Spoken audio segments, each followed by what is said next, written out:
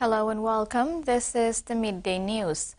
Book Belong Pikinini joined forces with Deloitte to celebrate Global Handwashing Day on October 15, a day observed annually to promote the importance of hand hygiene. This year's theme, set by the World Health Organization, emphasized the significance of clean hands in preventing the spread of harmful germs, particularly in healthcare environments. Centers in Pari and Babukori, children engaged in educational activities that highlighted the role of proper hand washing in maintaining health. Volunteers from Deloitte, including Diane Peliokai and her team members, conducted a fun and informative worms and germs session. This session taught children about different types of germs, bacteria, viruses, fungi, and protozoa, and how hand washing with soap and water is key to avoiding infections like colds, flu, and diarrhea. The children also participated in a creative hand painting activity where each color represented a different type of germ, followed by a lively bubble dance to reinforce the message of hygiene in a fun way. This celebration ties into BBP's newly launched nutrition education program, which teaches proper hand washing techniques using their PNG nutrition guide and activity book, Linking Hand Hygiene with Overall Nutritional Health. Global Hand Washing Day serves as a reminder of the ongoing need to promote hand hygiene, especially among young children, to help prevent the spread of infectious diseases. Salome Vincent, TV1 News. Ramuniko's Kurumbukari mine is introducing to its employees both locals and Chinese work ethics and communication skills through competitions that will help boost individual confidence, communication, constructive speaking, and teamwork. The initiative started this year. KBK Mine has successfully constructed a series of international mine-themed activities as a new communication bridge between employees in PNG and China. Activities include KBK Mine English Morning Meeting Project, Advanced English Training Course, China PNG Yan Employee English Forum on International Culture and Safety Culture, and KBK Mine English Speech Contest. RNML KBK Mine and Works Deputy General Manager Matthew Francis is a panel judge in the International Mine Competition. He said he would like to see all employees familiarized with communication platforms like WhatsApp and emailing, and importantly, face-to-face communication. Prime Minister James Marape has described New Zealand as steady and reliable in its partnership with PNG during his meeting with New Zealand High Commissioner Peter Zwart yesterday. The bilateral meeting saw the two leaders discuss common issues of mutual interest between the two countries, New Zealand's involvement in community development projects throughout the country, ongoing technical support to the revitalization of the PNG Public Service, and Bougainville. In the next 3 years, New Zealand expects to invest some 350 million kina into projects and programs in Papua New Guinea, including the rehabilitation of Lae Market, which has started. Prime Minister Marape thanked High Commissioner Zwart and the New Zealand government for the assistance and continued his call for technical assistance in the area of expertise to support the public service further. Prime Minister James Marape has emphasized that the new casino operations in Port Moresby will be strictly regulated to benefit Papua New Guinea's economy while safeguarding the welfare of its citizens. Addressing concerns over the recently launched Paga Hill Special Economic Zone satellite casino, Marape clarified that this casino will cater exclusively to high rollers, including expatriates, tourists, and high-earning Papua New Guineans. Prime Minister James Marape has brushed aside claims by the opposition on the legality of the recently launched casino project in Port Moresby. The opposition raised concerns that a casino in Port Moresby is the last project the government should be supporting when the city's residents have inadequate water and power supply, unsafe streets, and schools and hospitals lack the capacity to cater for the growing population. However, the Prime Minister said the government is not advocating for gambling, but it's undeniable that there are residents, including expatriates, who participate in such activities. He said licensed and regulated casinos offer an avenue for the state to collect taxes, retain spending in country, create employment opportunities, and contribute to our economy. Furthermore, he said similar to Singapore's casino model, where locals are protected by specific regulations, the government will ensure that only Papua New Guineans with an annual disposable income above 200,000 kina will be eligible to participate with entry requirement of an identification and membership only. He further explained that these measures align with recent adjustments to the minimum bet on pokies increased to 100 kina to discourage participation by lower income earners. Mr. Marape stressed that these changes are designed to curb overseas gambling expenditures by affluent Papua New Guineans who currently travel to destinations such as Cairns, Brisbane, Singapore, and Manila for casino experiences. The Prime Minister assured citizens that these casino projects would be introduced as trial initiatives subject to rigorous oversight to prevent adverse impacts on everyday Papua New Guineans. Freddie Mo, TV1 News.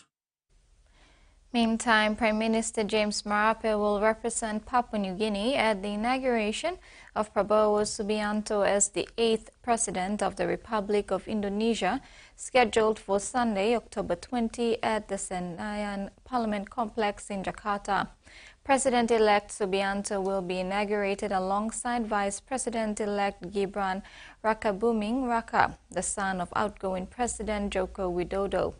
Subianto and Prime Minister Marape engaged in a productive dialogue during the President-elect's visit to Port Moresby in August, reaffirming mutual commitments to further collaboration between the two nations.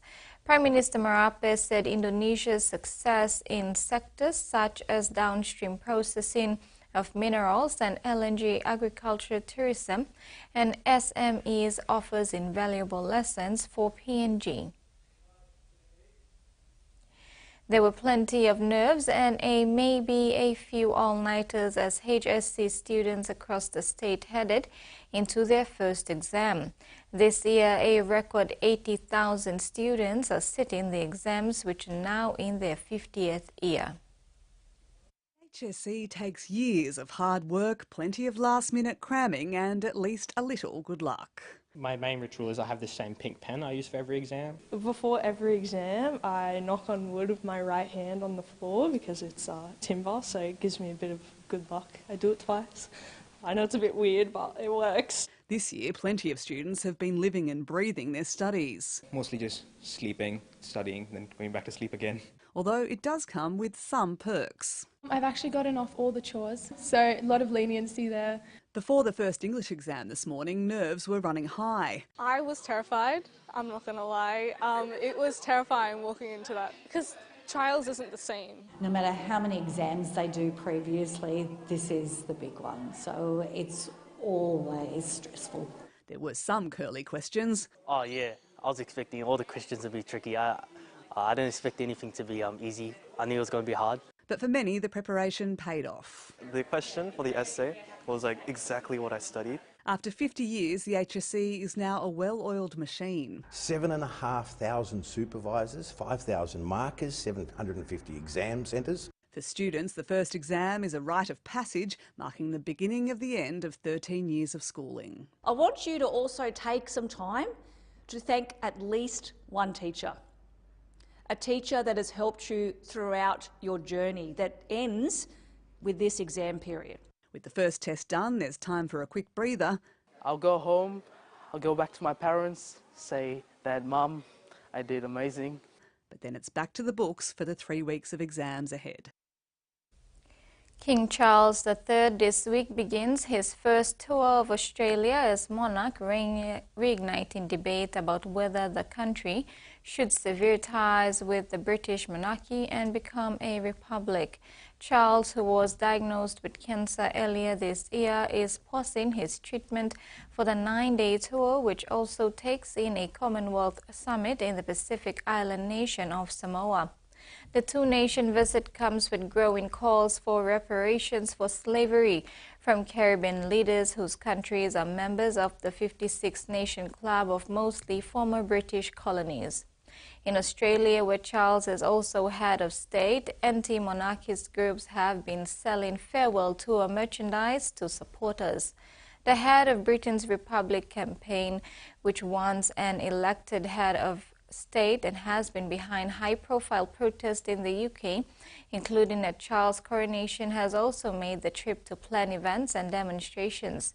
Britain's Daily Mirror newspaper, meanwhile, reported that all of Australia's state premiers have turned down invitations to meet the King at a reception in the capital, Canberra. There was no immediate confirmation. It's been revealed the Prime Minister and his fiancée have recently bought a coastal home worth more than $4 million. The decision has caused rumblings within Anthony Albanese's party, with one source likening the move to Scott Morrison's holiday in Hawaii during the Black Summer fires. Dreams for future homeowners. This is about increasing housing supply. To a new dream home for the Prime Minister and his fiancée. When your relationship changes, your life changes and you make decisions. Anthony Albanese and partner Jodie Hayden will soon settle on this clifftop home on the New South Wales Central Coast. It cost $4.3 million, pulling attention from an announcement of 1,100 new homes in Queensland and placing the PM on the defensive. I also know what it's like to struggle. My mum lived in the one public housing that she was born in for all of her 65 years. The opposition leader happy to sit back. I wish he and Jodie well, and they're obviously planning for their next stage of life post-politics, and I wish them well in that. Another political opponent willing to weigh in. We've got a Labor government with a property investor Prime Minister who refuses to make any changes to negative gearing and the capital gains tax discount. The Greens and the Coalition continue to block the government's signature housing policy in Parliament. But it's this purchase many will remember. When we have a housing crisis, a rental crisis, it's just kind of a little bit tone deaf. I don't think I could, so good on him. The Prime Minister isn't the first and won't be the last politician to buy a high-end home. But the purchase has divided Labor ranks. Some see no issue, but one senior source has compared the PM's decision to buy a luxury home now to Scott Morrison's call to head overseas during the Black Summer bushfires, labelling this Anthony Albanese's Hawaii moment. I don't think voters or people in the Australian community take great interest in the personal housing arrangements of political leaders. I don't spend a lot of time looking at the personal issues and private property purchases of members of Parliament. This is a private matter for the Prime Minister. That may continue to play out in public. And that ends the news update. Join us for more at 6.